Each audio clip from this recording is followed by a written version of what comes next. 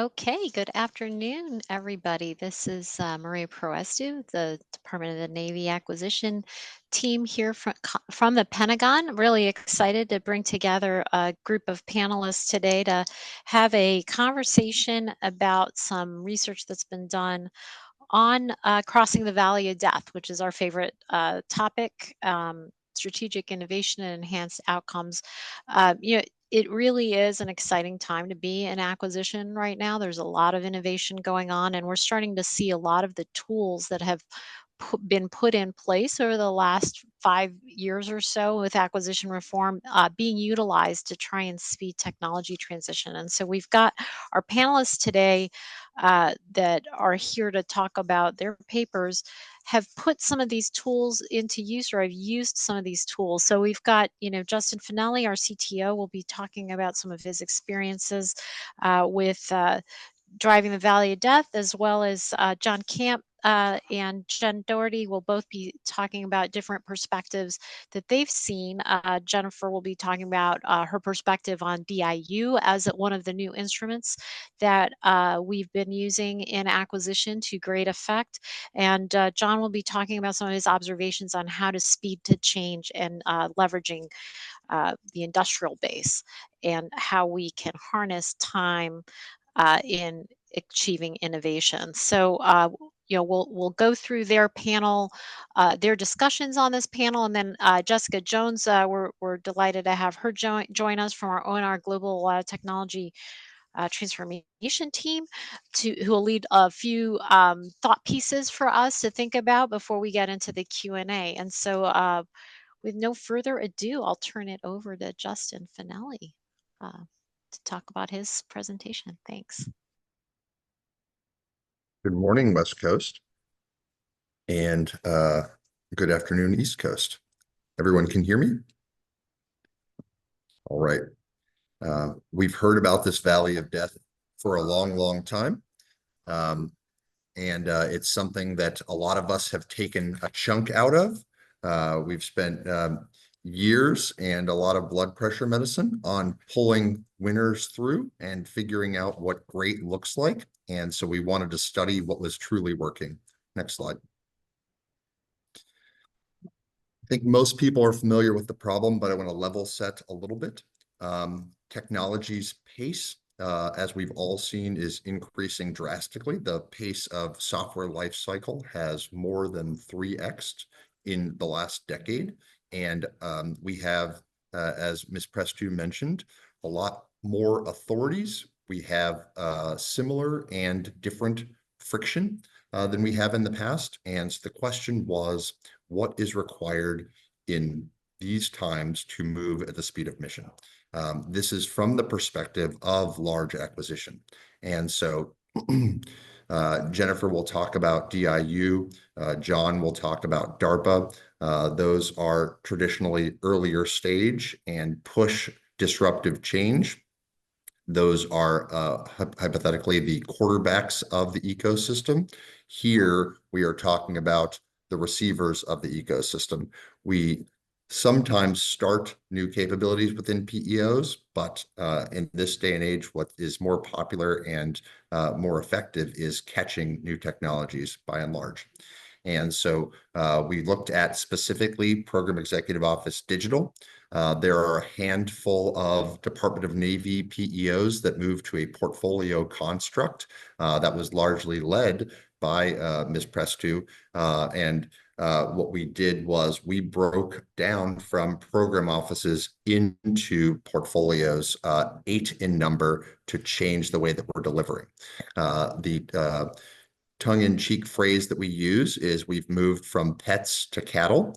The outcomes are more important than our relationships with the programs, and there's a capability focus. We believe, based on this value-driven instrumentation, that over the last 18 months, we have increased our value contribution significantly, and we can quantify that to the tune of $2 billion. The adoption of acquisition approach that may yield similar results. So specifically, these 8 portfolios are focused on digital capabilities. This includes infrastructure, cloud, wireless. This includes end user devices. This includes cyber and operations. But the question here is, can we expand this to more capabilities? Are the organizations that we're working with side by side and fielding to and our customers, how far can they scale these successes? That's the question we looked to answer. From a global perspective, in terms of benchmarking, the increase in spending on overall acquisition is well noted. The question is, what is the return on investment? And so this is something that's more externally studied than internally studied. Most reporting, a majority of the reporting on cost schedule performance looks at inputs and follows a value-driven mindset, but the measuring has always fallen short. And so the diminished value as studied by external organizations, and particularly here benchmarked to the speed and value of some of our competitors, is of significant concern. And so shipbuilding is top of mind for everyone. The stated fact based on not apples to apples, but overall throughput of systems is that the PRC's adoption and integration of automation in shipbuilding, we've saw some of this in South Korea, we've seen some of this in other places, outpaces US ship production. So as a tagged benchmark, that is a 230 to 1, that is an alarming figure. Across the board, we have comparable but lower ratios for other types of technologies. And so this suggests that the problem was not one that could be solved with incremental change. It suggests that we look at this holistically and invert some of our practices and see what new looks like. So as a result of that, we have adapted our thinking from the last war or status quo to a completely new mindset. But we have done that with existing authorities and adopting tools that we think better fit today. So we spend money, we measure it, we make sure that all of the money is spent. The question now is, what is our return on investment? What are we getting from a value-driven investment perspective?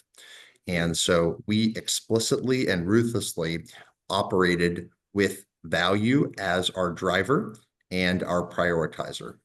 And so we got to the bottom of root causes, and we did some of that with the help of the Atlantic Council, who did a large landmark study. The results of the study are something that we all intuitively knew, which is America doesn't have an innovation problem. We have an innovation adoption problem. For my money, if that's a scaling problem and that's within DoD, then that falls largely on the PEOs, where most of the acquisition execution happens. And so the basis of these root problems were, how do you measure and how do you prioritize? How do you field and scout? How do you get new capabilities out and disrupt yourselves? What does the feedback loop look like? How do you turn off investments or expenditures that are no longer serving you? And how do you adapt within contracting? And for this reason, we have the 6 items listed. This is the world-class alignment metrics, the investment horizons, structured piloting, strategy through execution, structured divestments, and resilient and agile contracting. The provisions for these all existed, and we adapted and adopted something that existed outside of the DoD or in small pockets within the DoD and scaled them. These comprise the Innovation Adoption Kit. We say we don't send warfighters into theater without a kit. We don't want to send adopters into the Pentagon, into acquisition, into DoD without a kit. And so we started with PEO Digital. This was chosen for a couple of particular reasons. One, I have a high-speed team who wanted to run faster and achieve more in a short period of time. 2, that the Navy and Marine Corps are begging for this. So that may not be unique, but it is tugging at our heartstrings and a major driver. You getting mic inputs. So can you hear me now? How's my volume? Justin, you sound like you're kind of far away for some reason. It might be because the room next to me just got louder. So briefly scooch. So PEO Digital was chosen for a number of reasons. We had an amazing customer and an amazing team. How's my Much volume better. now? All right. Much better. Good. And for this reason, and one other that's very important is that these are digital. And so we had a lot of out investment and we had a lot of partners who were pushing and providing additional capability relatively quickly. And so we had a conveyor belt that facilitated this. Based on this, just to introduce the organization, this is a digital experience organization. This is anything from Flank Speed, which I'm joining in from, to our higher classification networks, to every device in the Department of Navy, and so on and so on. But it's the interconnectivity. When we talk about software-defined warfare, you can't do that without digital. And so if there was something that was going to drastically change within the department between now and the Davidson window, this was a place where we could share those lessons learned. Next slide. All right. Number one, everything starts with people. These are our top 10 behaviors. This included, I'll just highlight two. One is experimenting. We had to do a lot more of that. We moved from 2 pilots and experiments a year to dozens. This was a magnitude shift so that we could beta earlier and we could scale based on what simplicity is. But we didn't know what was simple until we started those experiments. Next slide.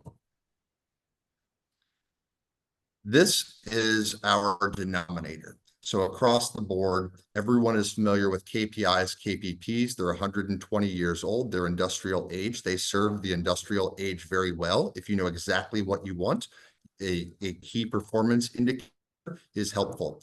If you know what result you want, but you aren't as sure of the size of the screw or all of the parameters, we had the problem of needing a higher trade-off capacity. This means that whether we were looking at connectivity on a ship, we didn't know whether a military satellite or a 5G MANET or a proliferated low Earth orbit satellite would help for internal comms. Based on this, a KPI broke down.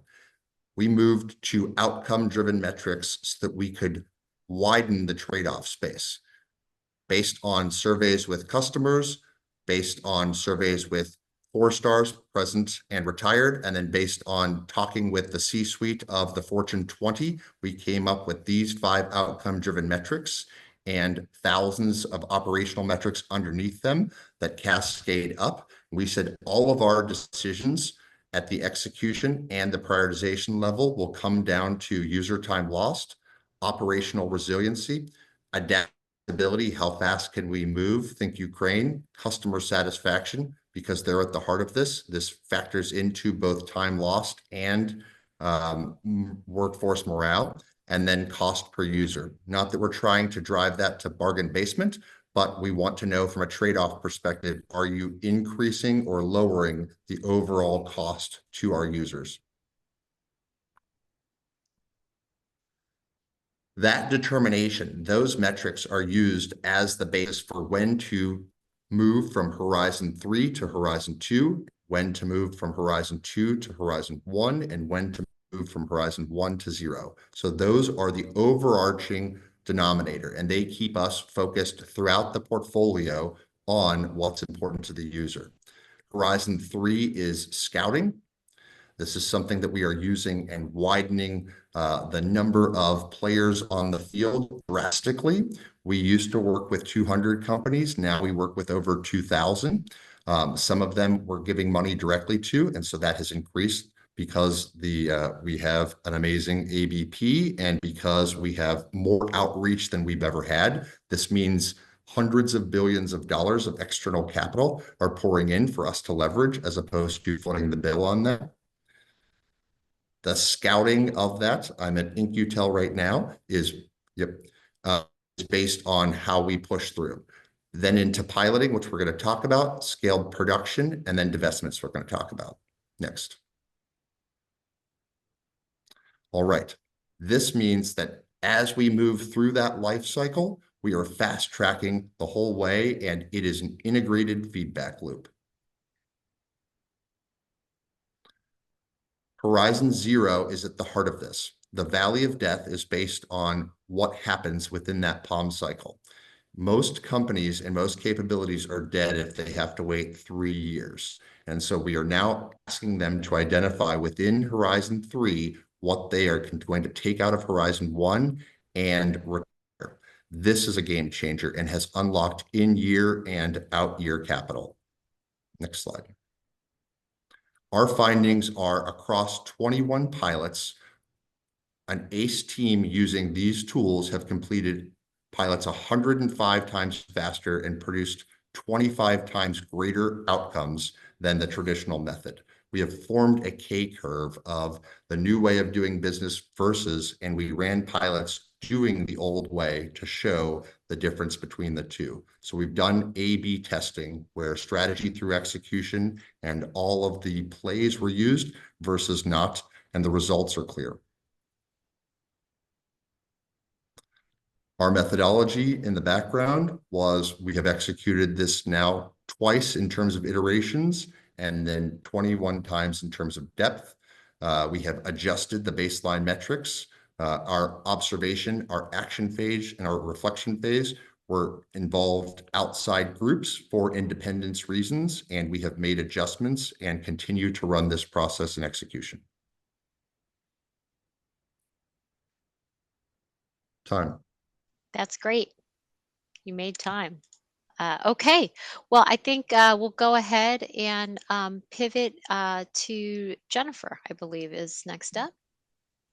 Thanks, Jennifer, for being here with us. Hi, thank you. And thank you for having me. I really appreciate the opportunity to talk to everybody today. My name is Jen Dougherty, and I'm a senior analyst with GAO's Contracting and National Security Acquisition team. And I'm here presenting a relatively recent GAO report just issued last February on Defense Innovation Unit, DIU, which I'm sure many of you had a chance to hear about just in our last session with the sit down with DIU's director, Mr. Beck. So apologies in advance if any of this sounds a little repetitive. I will note this was GAO's first full review of DIU, and also that it is the full report is publicly available on the GAO website. So we can go next. All right, just a few points of introduction. As you're maybe aware, DIU was established about 10 years ago now, and it was at the direction of the late Dr. Ash Carter. At that time, Dr. Carter and others recognizing that, while government defense spending had once been the primary source of, driving technology innovation, that was really no longer the case, and vastly more research and development funding was available and coming through private sector investment and going through commercial technology.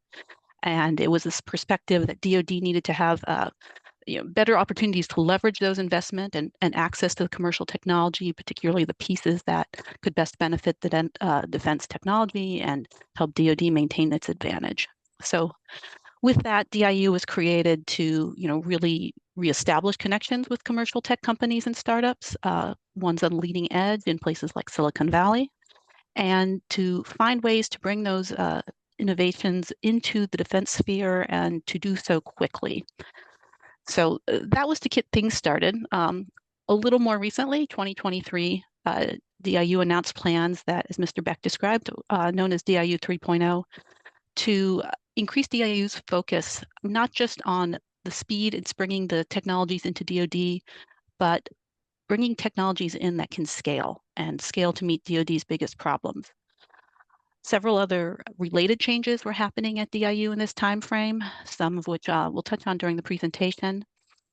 And then finally, just about this work, it was conducted in response to 2 congressional mandates. I'd also like to note that We conducted the bulk of the work in 2023-2024 timeframe, during a time when DIU 3.0 was announced and it was getting underway along with a lot of these other changes. So in some ways, you can see with the timing, the focus of this report is really, we wanted an opportunity to take into account what DIU had accomplished up to that point, but also taking steps to look at how DIU is positioning itself with future success as it moves out on 3.0. So we can go to the next slide, please. So very briefly, we organized the work around 3 research topics, which we'll cover here. First, to describe the process DIU used to transition commercial technologies and talk about how DIU plans to do this going forward. So 3.0. And next, we looked at the extent to which DIU has a process to determine if it's meeting its goals. And for that, we looked at GAO's published guidance for evidence-based policymaking. And that details how a performance management process can support agencies' assessments of what it's achieving. And then finally, we reviewed the opportunities that DIU has to enhance its collaboration with other defense organizations.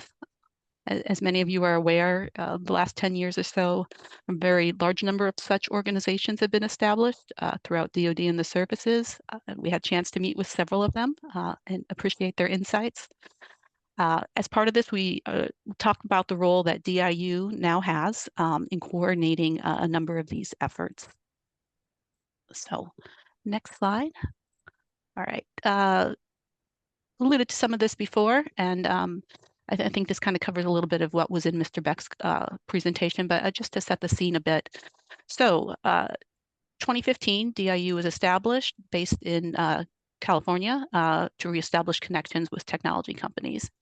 And to do this, DIU was rather uniquely staffed with a focus on people who understood both how military acquisitions and DoD worked, as well as how commercial industry was structured and operated and motivated.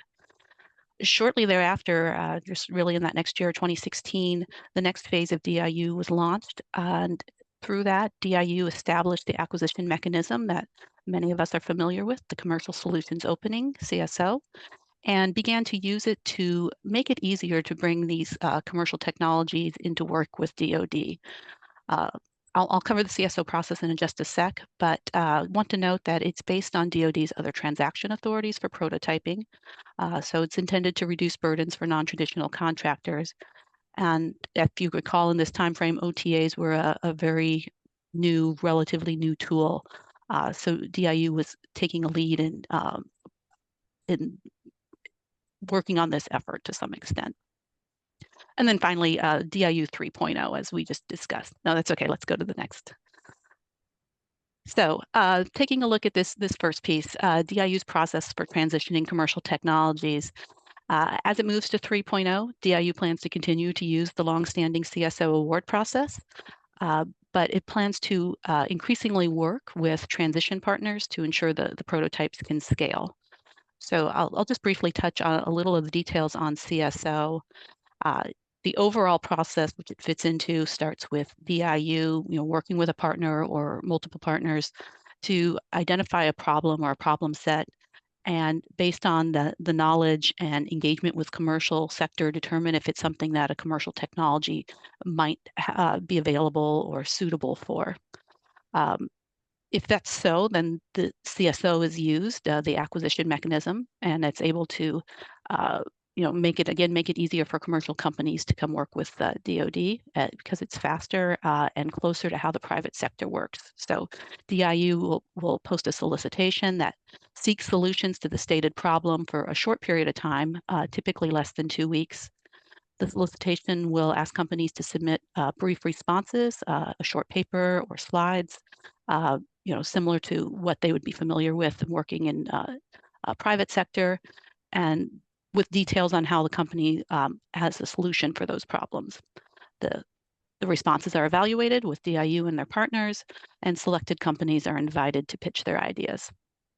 And then based on those pitches, some companies will be asked to submit proposals and prototype awards, in many cases, multiple prototype awards, looking at different options for the problem will be awarded and typically run 12 to 24 months. So we took a look at, again, kind of leading up to the 3.0 point. From FY16 through FY23, basically the lifespan of DIU 2.0, DIU had awarded 450 of these agreements with obligations of about 1.7 billion, excuse me. And of these, 62 of the awards were successfully transitioned to production contracts award. In moving to 3.0, DIU will continue to use the CSO, but as I think we heard a little bit earlier too, they're going to focus a bit more on understanding the needs of the partners and the challenges they face, working more closely with the services and the COCOMs, with having embedded staff, increasing the ability to prioritize what DIU is doing and how that aligns with the services, with the idea that increasing that connection will position them to best understand most critical needs and make sure that the activities that they're taking on are suited to meet those needs. Okay, next slide.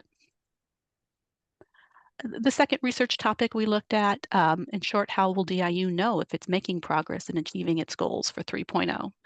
And we found that the ability to assess progress might be limited, in part because DIU does not yet have a complete performance management process established for 3.0. And just at the most basic level, such a process is going to sound probably fairly straightforward to folks. First is to define the goals you want to achieve, including overarching strategic goals, and then taking those and breaking them into near-term goals that can be measured. So timeframes and targets. And then collecting the right information to determine if you're making progress towards those goals. And finally, using that information, measure progress and adjust course as needed. So what we found when we took a look at where DIU was in launching 3.0, they were looking at steps to establish these new goals, but it was still in progress during our review, not yet finalized. We did note that DIU had some experience doing this with 2.0. However, not all of the near-term goals that they had established had targets or timeframes that could be measured. So, for example, the difference between tracking the number of submissions or awards made versus setting a timeframe or setting a target for those, or using information on the extent to which they met goals like awarding contracts and making agreements, awards in 60 to 90 days, and using that information to adjust course as needed. Okay, and we'll go to the third slide, or the third area of the last section. We looked at the opportunities DIU has to enhance its collaboration with other defense innovation organizations. And one of the changes I mentioned earlier coming out in 2023, in this case via the FY24 NDAA, made DIU responsible for coordinating activities of other DoD organizations on matters related to commercial technologies.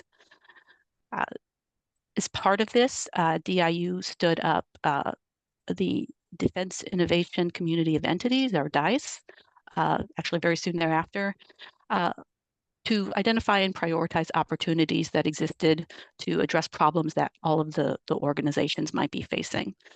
And to this end, they established 4 working groups with different organizations sharing leadership roles. And as you can see here, this includes common things such as creating shared digital tools, connecting to demand signals, improving private sector engagement, and looking at how they manage innovation talent. And next slide, please.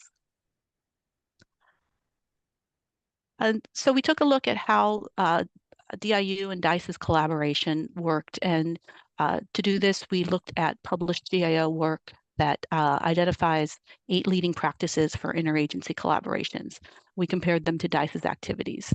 Overall, we found that DICE was generally incorporating most of the practices, such as clearly identifying leadership, identifying relative participants and including them, clarifying everyone's roles and responsibilities. But we noticed that two of the practices that had been partially addressed. You'll see these kind of relate to each other and a little bit to the discussion previously about the metrics. So In terms of accountability, DICE monitors and communicates its progress, but it does not have a process yet to assess if it's meeting its short-term and long-term goals. That could lead to diminished insight into the effectiveness of the collaboration in the long run. And related to that, not have a process for documenting the assessment, a written process specifically, just to include that the information needed to determine the effectiveness is available. So I think final slide. So as you can imagine, this led to some recommendations to DIU resulting from this review. Specifically, these include establishing measurable performance goals and quantitative metrics. So help see how it's meeting its 3.0 goals, and developing and documenting process for assessing DICE's progress. And DIU agreed with our recommendations.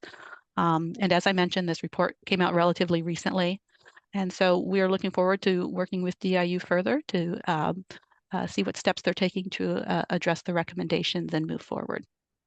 So thank you for your time, and I look forward to questions and the rest of this discussion. Awesome. Thanks, Jennifer. Dougherty, sorry, I messed up your pronunciation. I hate it when I do that. All good. Thanks for your time. And then last up, and exciting to hear about what DARPA is up to. So John Camp, welcome. Thank you. Thank you. Good afternoon, good morning, good evening.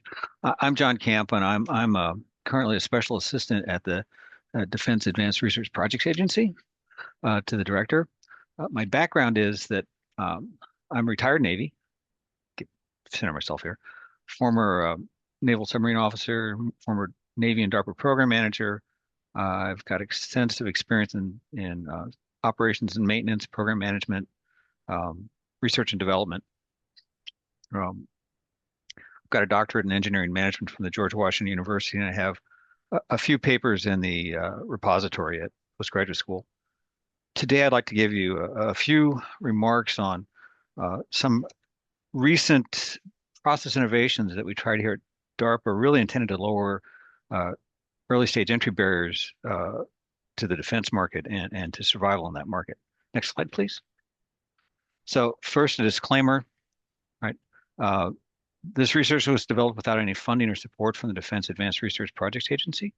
The views expressed in this paper are those of the author and do not reflect the official policy or position of DARPA, the Department of Defense, or the U.S. government, nor does mention of trade names, commercial practices, or organizations imply endorsement by DARPA, the Department of Defense, or the U.S. government.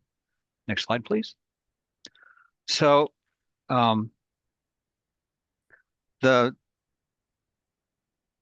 invite you to read my paper.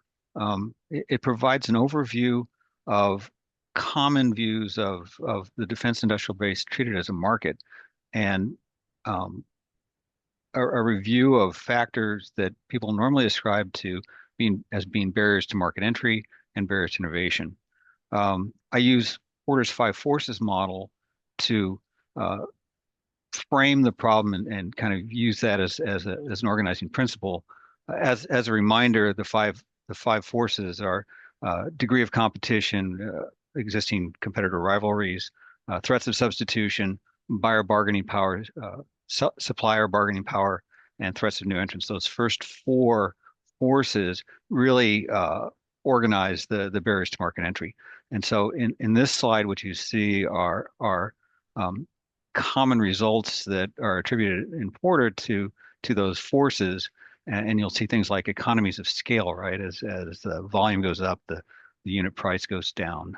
Demand side benefits of scale, as you have more users, the value goes up. And then some, I'll call them frictional kinds of things: switching costs, capital requirements, size, incumbency advantages, and unequal access to distribution channels. Those are common things.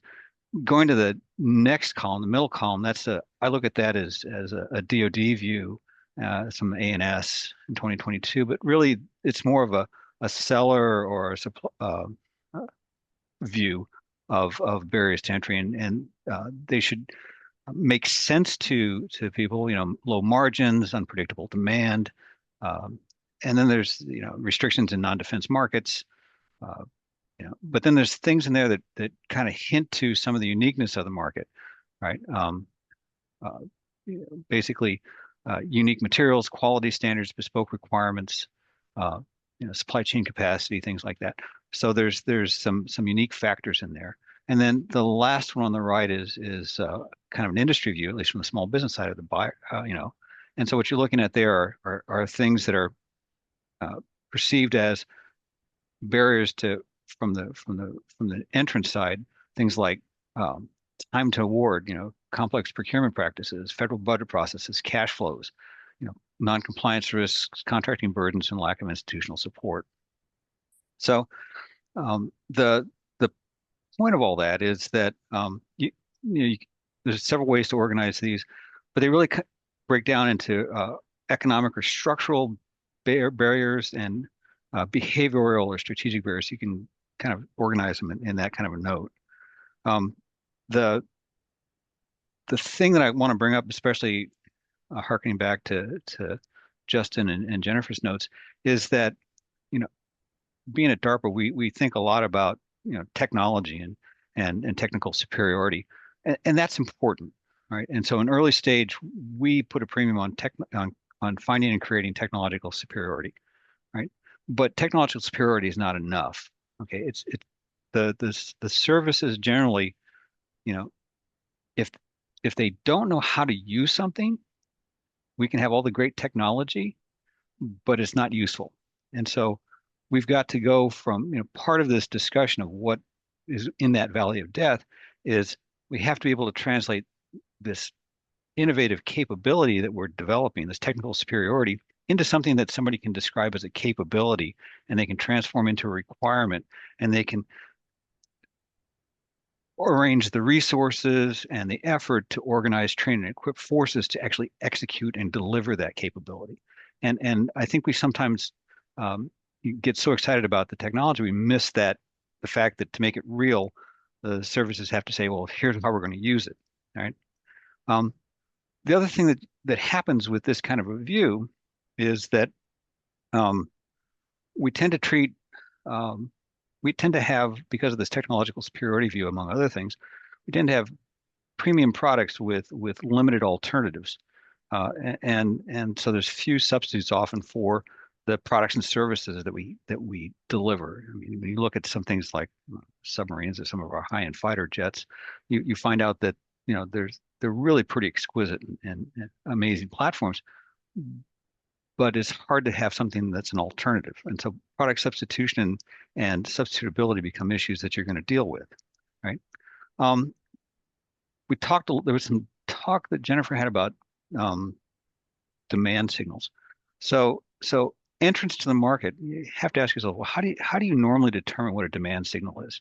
Well, in a commercial market, right, typically things like supply, price, right, and market size or volumes, sales volumes, determine the demand signal. They kind of identify as the demand signal.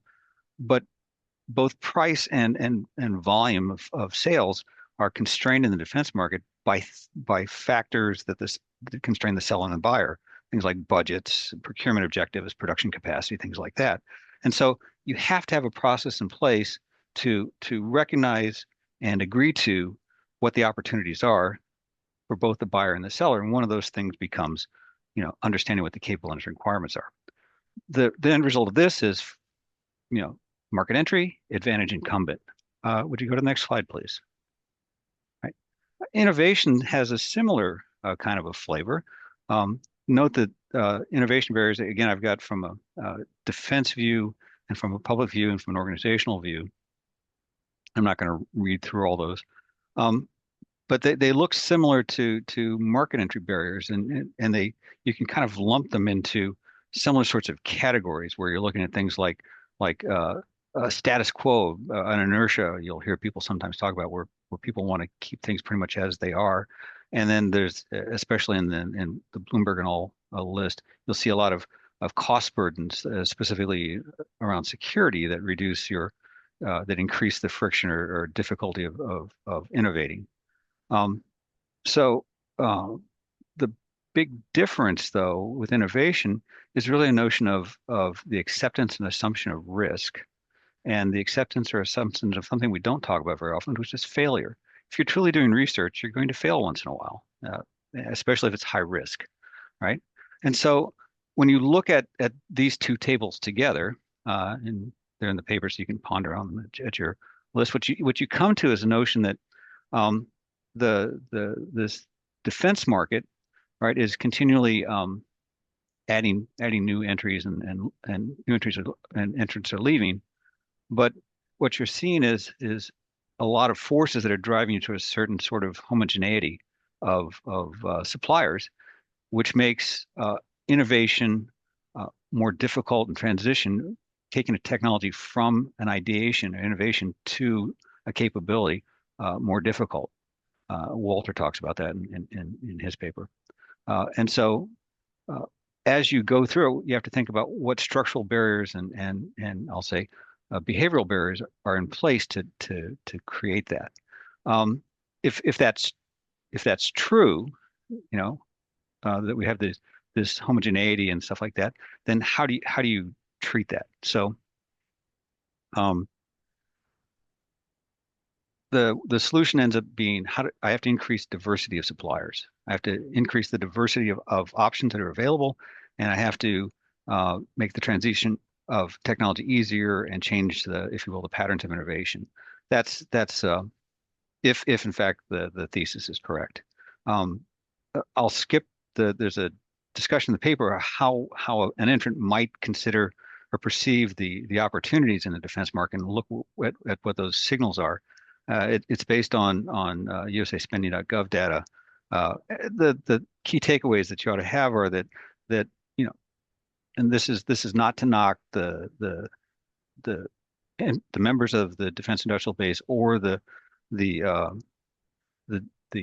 government entities, because what you find is the sellers are large, complex entities, right, with competence in multiple market segments, and the buyers have complicated tasks, and they have to be extremely competent at delivering capability against unreliable funding and changing priorities, right? And the net result, though, is that the advantage rests with the incumbents.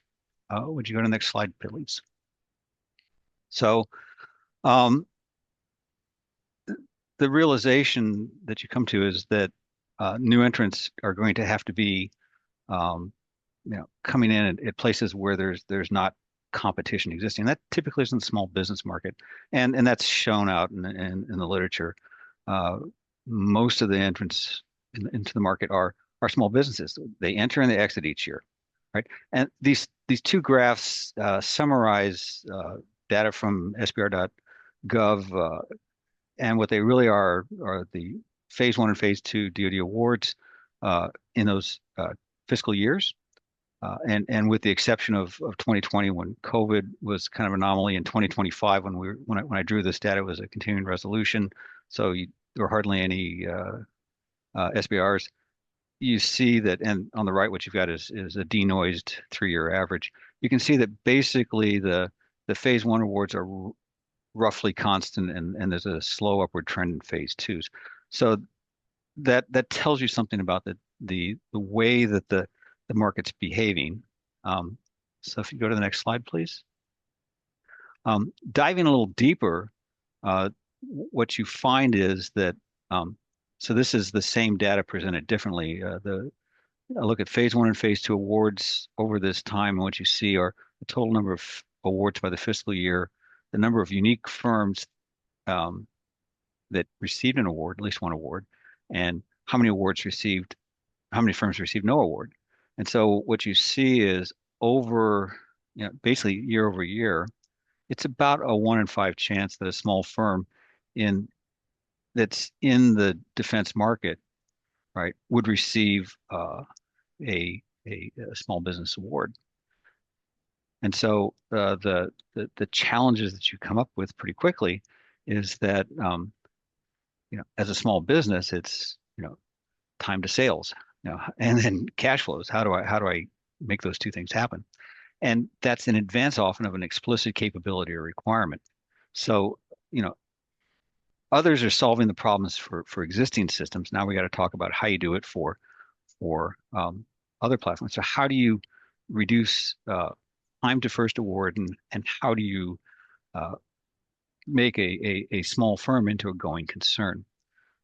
And like Maria said, time's the great enemy of the small business, right? Time from starting the company until you make your first sale, time from, solicitation to first payment, that can run to months, right? Especially with the government, which increases your debt. And often, there you go, lights go out. And often you have to borrow to continue operations, and small firms fail as a result of that. If you go to the next slide, please. So we had a couple of pilots that we did to try and explore how to attack these two problems: time to award, and then how do you basically develop a growing concern. So the first one, it was a recent pitch day that we held at DARPA. Pitch days are pretty common in the DoD. The Army actually was an early user. They had a thing called Ground Vehicles Flash to Bang in 2019. And the pilot, it was a pilot that really demonstrated kind of a novel acquisition project. They used another transaction agreement, but they really focused on how to focus the solicitation and award. And the Air Force used several variants of this. They had a really interesting one where they did a commercial solutions opening with a small business set aside for base operations and support. All right, so DARPA wasn't the first one. We just tried it a little differently. And so the summary here, got it, is we went from basically a solicitation in September, white papers were awarded, were presented in October, and then invitations were offered. People came in for in-person orals, and on the 5th and on the 6th of December, awards were made either that day or the next day.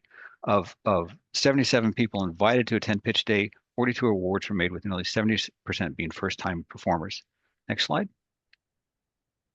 The second thing we look at is how do you protect that investment, right, when it's before the need as identified by the services. And so what we look at is we basically will work with our small businesses and help them to become a going concern. So we have a group, which is the commercial strategy office, which basically, given a small business and they're good tech people, they may not have a good market strategy. So we will help them by embedding an entrepreneur to help them develop a good go-to-market strategy. And if they have a good go-to-market strategy, the question is, how do you accelerate that? How do you make it go faster? So we have commercial accelerators we can pair them with to help them grow their ideas. And then if there's some problems with the product market fit, we can bring in a Tiger team to help de-risk that, right? And then, like other people talked about, you got to get people interested in that. So we'll have a top tier venture horizon system to match the investors with these performers. And time for questions. Thank you.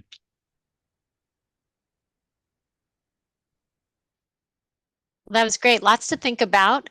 So Jessica Jones from ONR is here to sort of lead with a couple discussion thoughts. She's at the pointy end of the spear, dealing with a lot of the non-traditional companies that want to do business with the Department of Defense. So interested in your thoughts and questions that you might want to ask of the team. Jessica, go for it.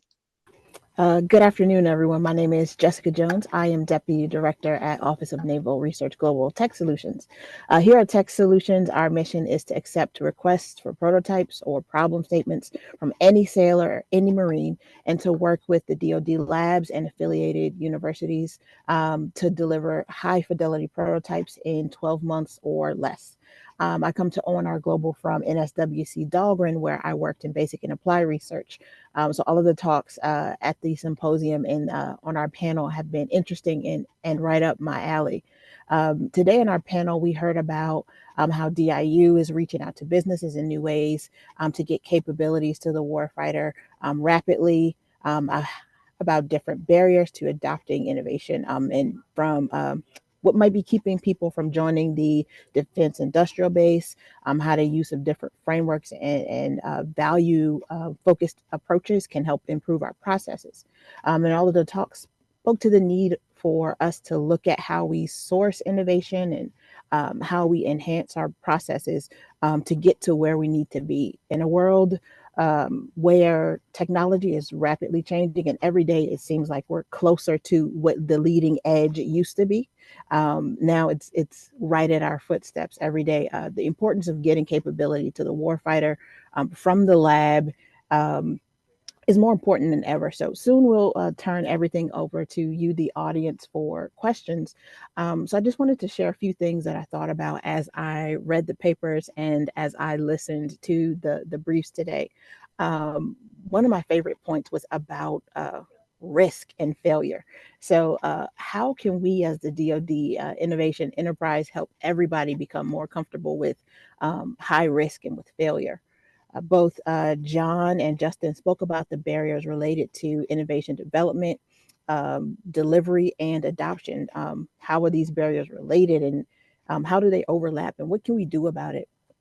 One of my the most interesting things I saw in Justin's paper, there was a quote that said that something like the command and control structures of the military and DoD may limit innovation. So just because of the way they're set up as a military organization, it may limit innovation.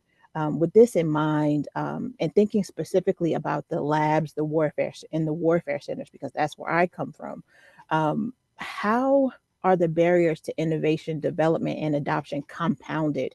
And how can we address those barriers in this very specific environment?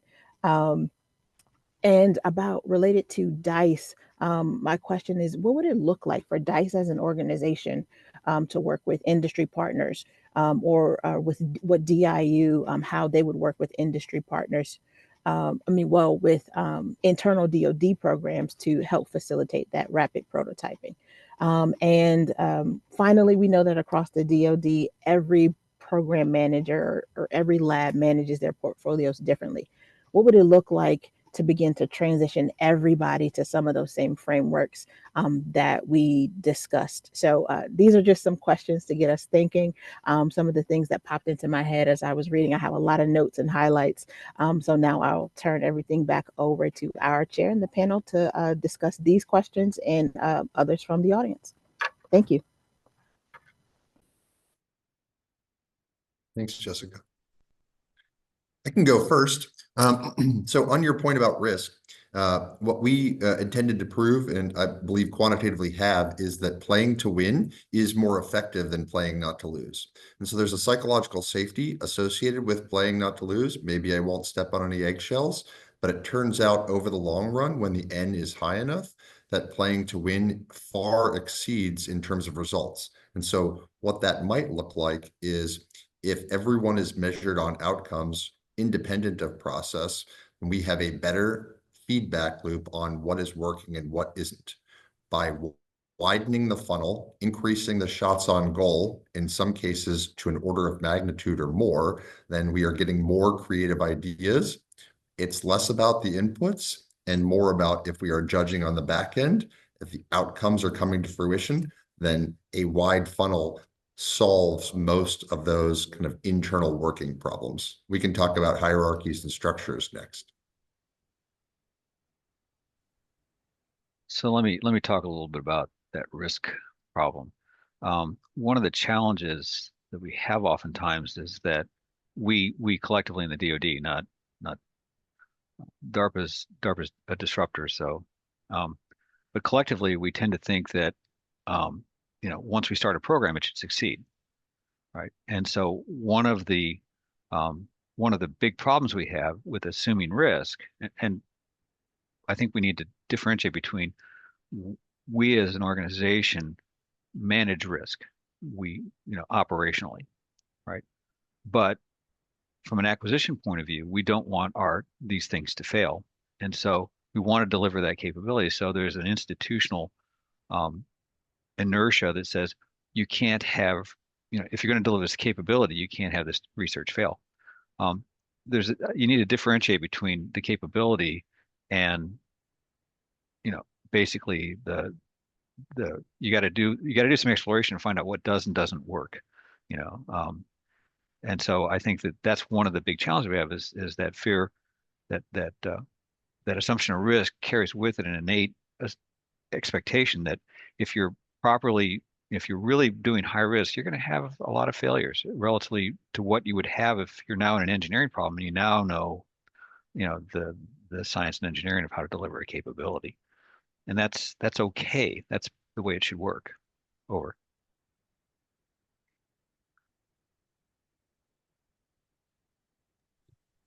Well, if it's okay, I'll take a little bit on the risk question, although we didn't really cover that as directly, and then go to your question regarding DICE.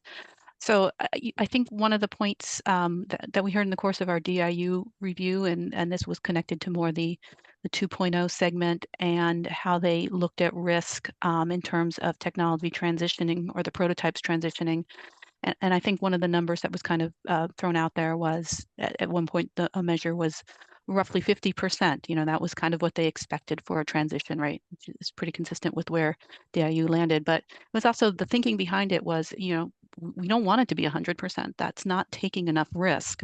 That's Right. You're really giving those prototypes, and they are, especially if you look at those numbers, they're short timed, they're small dollars, relatively speaking.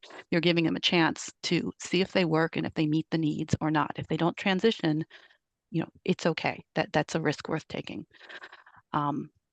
Pivoting from there to, I think, the second question you had in terms of DICE, and it's interesting because it's such a new group, but I think in terms of how DICE working with industry partners, the fact that it is comprised of these innovation organizations that most likely to some extent are already doing that. And then you think about like being able to pull those lessons in potentially to talk about like where are they having challenges, what messages are they sending out to the industry, either through their own lines of work and then collectively through DICE, looking at how can that be improved? How can we react to what we're seeing? Having that collaboration mechanism and task teams that are looking at how it can be improved. I think that's just a rich source of information that could potentially be used to find ways to work better with industry in the specific sectors that they're in, and then kind of across the board for lessons learned. Over. Pick up there, Jessica, because Jennifer brings up a really good point. If there are more organizations, then the cost of translation for different frameworks increases. And so if we are looking at this as a overarching funnel to say, hey, we have individual goals per group, but the overall goal is getting improved capability to the warfighter faster, then if we have the same frameworks, if we use the same language, there is less overhead and we can put more shots on goal. In the NBA, people are shooting from all over the court right now. So a diversity of organizations may be useful, but ultimately it matters whether they go in the basket or not. And so if we talk about different frameworks, that's not getting us closer to the goal. I think adopting what works is most effective. That's a great analogy. We're all shooting from different places, but the goal is still to get it. If we're all shooting Steph Curry logo threes, that's not going to work. So that's a great analogy. Okay, so I think that we have a few questions that came in that I wanted to key in on. And then one of the things that came in was for you, Justin. And so I'm going to tag on my question as well with this one, which is, my question is, we've got a lot of new growth coming, a lot of new change. We just got a memo from the Secretary of Defense on commercial solutions and software pathways, and really leaning into software pathways. The question we have is, we've been pushing at the same type of thing. The question though is, do we have enough funding toward portfolios, and do we really think that your innovation adoption kit's the best way to fix the slow pace of procurement? Or could we do more top down, like just give all the money to Doug over at DIU and let him push it out? So it's a philosophical question, putting you on the spot a little bit, but you can choose to answer it however you like. And obviously for John and Jennifer, if you have thoughts on this particular topic, I would definitely welcome your inputs on that as well. Over. Yep. So my philosophical answer to this question is when we have something that works, we should scale it. Ultimately, there are most often knees in the curve. And so how much could DIU do? I suspect they would not want to take over the full DoD portfolio. Our scale is massive. And so from a prioritization perspective, sometimes you put your best players or best techniques on the hardest problems, but ultimately the side by side wears out. And so I think if it comes down to outcomes, most solutions end up being hybrid. We love the cloud, but edge compute is important. And so if we say, hey, based on performance, what is the cap out where DIU stops fitting, and then the PEOs need to deliver, and then across, for instance, our PEOs, where is the most value deriving out of? And so if we had the same denominator for instance, 18 or overall 75 PEOs and DIU, what is working? What is the report card for those? Who's crushing it and who needs to be relooked at? So let me caveat your statement, Justin.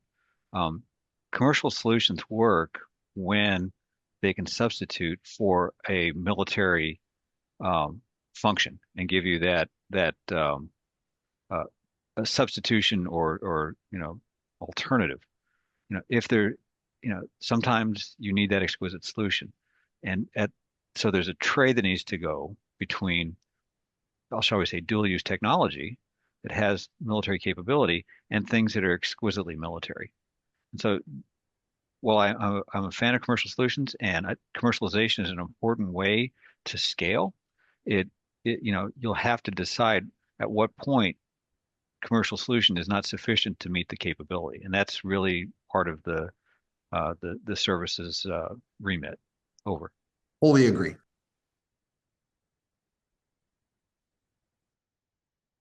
I'll just add on the DIU front, and I think it was something Mr. Beck even specifically addressed in his discussion, when he talks about his 2x2 chart. Yes, they're well aware that there are parts where DIU wants to take that lead role and feels best suited to solve a particular challenge. But that said, where that dividing line is between where one is best positioned versus the other, I think that would be an interesting area for further consideration and discussion. And I imagine that is not going to be a immutable line. So to talk about how those decisions get made, and to the extent the work that Justin's talking about can get us there, that I think that would be great. Yeah. I'll double down on that as well. And Jennifer, acknowledging for the group's benefit that you completed your report before DIU rolled out their 3.0 vision for the future. So I think a lot of these questions, we're hoping the DICE as applied in the 3.0 kind of construct will work through some of that. Couple of other questions on speed to transition, and I'm going to hybrid the questions that we have here on portfolio management for software. Were the questions for Justin, were you able to get more done because your funding was all in a pot? And then wanted to talk about, see if you could elaborate with some of the pilots that you did and how you're able to go faster. And then, my favorite subject is private capital. So I'll throw in on those pilots where you were most successful, what role did private capital investment play into getting capability out faster? Absolutely. Okay. So first piece is from the different pots. So something interesting is happening in industry where they have something called marketecture, where they change what they call things. And so there are blurring of lines that are happening from industry, from private sector already in terms of the offerings. Between that and the larger pot, there are just different ways to skin a problem. And so an example of this is we had just a basic one is we had a few different VPN solutions. Some of them were custom, and then there was a commercial off-the-shelf solution that uses Flow3 that I'm using right now. It's more secure and more effective. And originally the answer was, but that doesn't meet our VPN requirements. Yeah, that's because they're really specific and they name the technology in them. So through the portfolio approach, we fast forwarded and transitioned something that was more effective, lower cost. It was just different, but it solved the same capability need. And then as we pulled those different pieces through, we compared them to the before across the WAMs and showed that there are more trade spaces. And so we brought that to things like bases where there was wired and wireless connectivity and even proliferated low Earth orbit connectivity, and we made trade-offs. And so that perpetuating across the board, I think, is something that's inherently scalable for with software acquisition pathways for even hardware that the software is running on.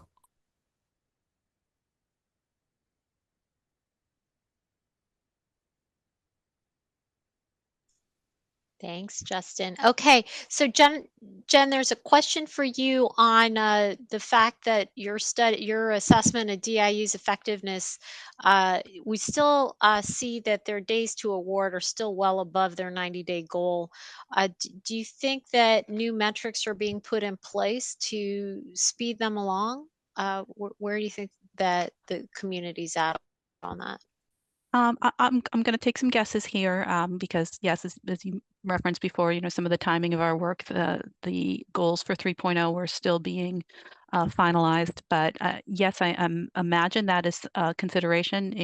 We certainly talked with DIU about those numbers as we were analyzing them and drafting our work. And I think I understand the position they were coming from, which was those numbers had increased in recent years as they were kind of increasingly, even before the announcement, maybe moving towards a DIU 3.0 position of doing more complex work, and that more complex, higher dollars, more partners in some cases, and that those award times had shifted. But that's where we came back to our recommendation in terms of really just thinking that out early and putting it in place, because it's the kind of information that, well, it seems pretty basic, but if that's an important goal and you're not meeting the goal, then looking at why. And if it's not an important goal, well, then agree to that and find one that is meaningful and work towards that. So I guess that's my way of saying I can't answer that question directly in terms of what they're planning to do for 3.0, but our understanding is that that is the overall set of goals is still being looked at. And I'll add to that. I work with DIU on an almost daily basis. They're about 20 feet away from me right now, and they're using our Horizons model quite effectively for figuring out and denoting, here's where something's in Horizon 3, here's where we need a gap or more shots on goal within Horizon 2, and then here are divestment opportunities. And so I think collectively, at least within Department of Navy, we're able to tell a story for how DIU is fast tracking some of our gap areas. In some cases, they've delivered things in 9 months that we know through traditional acquisition would have taken years, and then may have been lower on the WAMs, lower on the outcomes.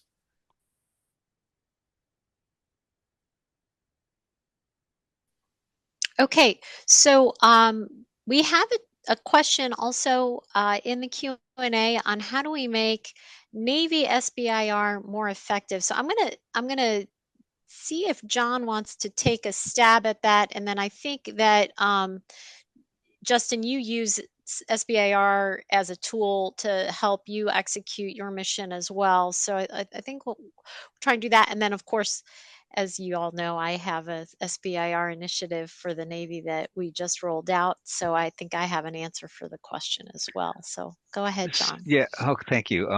So Bob Smith was an old friend, so I will caveat this with saying I have a bias towards I do Navy too. SBIRs. But I think that the question you got to ask yourself is, what do you mean by effective, right? And because I would argue that the Navy SBIR process serves many purposes. Probably I would argue one of its most important purposes is it solves problems for systems that don't really have access to traditional research and development funding, right? They can get small businesses working on a problem and figure out a solution and make that happen. And I think that's an incredibly underrated value proposition for the SBIR. The problem with that is typically it requires enormous involvement by the warfare centers or whoever the technical sponsor is, and they have to develop that business model to get that thing to scale. And so there's a you know, and so that's probably the biggest one. The other one is that, of course, the Navy uses SBRs to really push at some very high risk things that are not within their normal portfolios, because a lot of the way that the Navy R&D and S&T is structured. So I would say those two bookends are where, if I were to tell you what do you mean by effective, if it's like Justin says, number of shots on goal, Navy does a lot of shots on goal.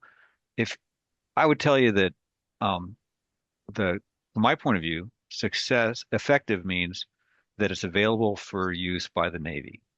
Whether the Navy chooses to use it is less important than that's a going concern. It's making money, and if the Navy decides that they want to bring that into their portfolio and use it operationally, that's great. But get it to the point where it's a product that they can buy. Over. And so I care about the back end of that. And so is it effective for getting more shots or like finding a place on the court to shoot from? Yes. But if that time period isn't used to either identify a scaling opportunity or a divestment opportunity, then it's never going to be as fruitful as it could. So the answer to the question, what could we do to make that more effective? If that's not paired with a PEO who is looking at where in Horizon 1 that can go into a capability of record, or where that can lower the costs so that we don't have a gap at the end of that period, or just use that as like something that we bridge from, like that intent should be and can be aligned from day one. I think that changes the outcome significantly. Jen, comments from your perspective on that? Did you look at SBIR versus DIU's process at all in your report? We did not in our report. Of course, GAO has done work on SBIR across a number of products. I won't speak to that here, but no, unfortunately, we didn't look at that intersection in ours, but appreciate the perspectives. I think those are both very interesting. Jen, and our next report is going to be on how effective Catapult is. Over to you, Maria. Okay, well, so you stole my thunder, right? So I was going to say one of the things that the Navy has done, recognizing, I think our SBIR program is incredibly effective in that if you look at the statistics, the number of Navy SBIRs that actually convert to a funded SBIR phase and awarded SBIR phase 3 contract, we are the number one in the DoD, arguably in the federal government. So we do have significant success with SBIR at the prime level, and we also have data harder to report. Bob Smith gave me some data as well on this, and the team over there. They are actually seeing even greater success in the supply chain, where where these more exquisite problems that John pointed out are actually needed inside the supply chain. So the adoption is happening with our primes, who are system integrators and solving problems for us. We recognize, though, that maybe that's almost too exquisite of a focus for the Navy, though effective. So we launched the Catapult Challenge last year. First year we did it. Problem owners, two types of Catapult challenges. One was the regular Catapult program, where problem owners were like, hey, I could use an extra phase 2 to amp up. Then we issued a challenge where we picked the Navy's biggest problems and put that out, and the awards are imminent if they've not already been made, where we did target big challenges that are sort of those macro level things. So we are seeing great success on that.